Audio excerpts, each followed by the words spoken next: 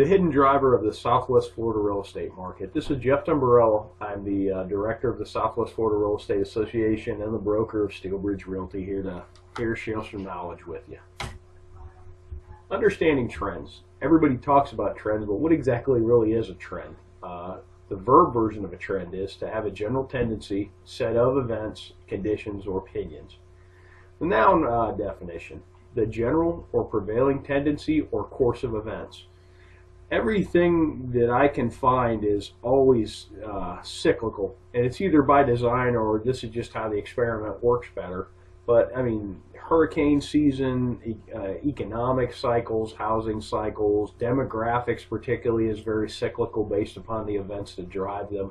So you really need to understand the trends to understand what a market's doing and potentially where it could go.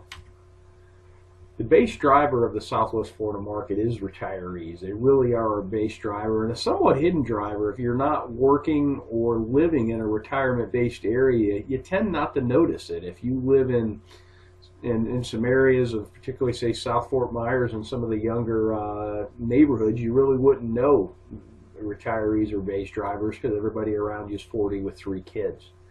But a retiree is a person who's retired from a working or professional career. In migrating retirees, spending initiates growth. When they come here, their first 2 years is very, very fruitful for our economy. They generally get some housing.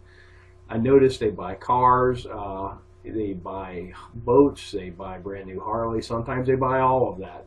Furniture. The first 2 years, there's a great study from the University of Arkansas. It's an older study, but it really showed some neat effects of, especially the first couple of years, of retirees spending and how it affects the economy. New jobs are created because they're a new demand. The neat part about the demand is most of the capital they bring from outside the market. So particularly if they're not working and retired, they literally just bleed money into our economy. And then some households, they build new houses. Some of them rent, some of them purchase. All of which creates jobs and income. How do you check this? Well, the U.S. Census. It's an official enumeration of population. They've been doing it for a very long time. One particularly useful set of data is the count of live births. They have a lot of data sets, and if you've never been to the census page, you can download most anything there with the click of a button. It goes right into Excel, and you can work with it. And this is how you can project and extrapolate current and previous retiree trends.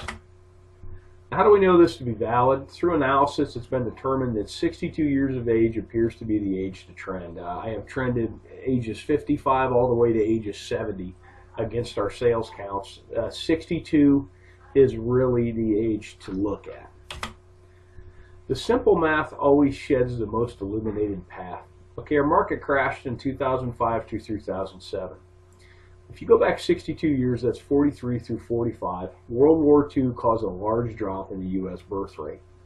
Lo and behold, 62 years later, all the retirement centers in this country crashed first. When the bubble blew, it was Florida, Arizona, and Nevada, Las Vegas that blew first, and those were heavy retiree pockets, and that's what popped the bubble. Take a look at the last cycle. Here's our sales counts, and here's the live births. Charted against one another.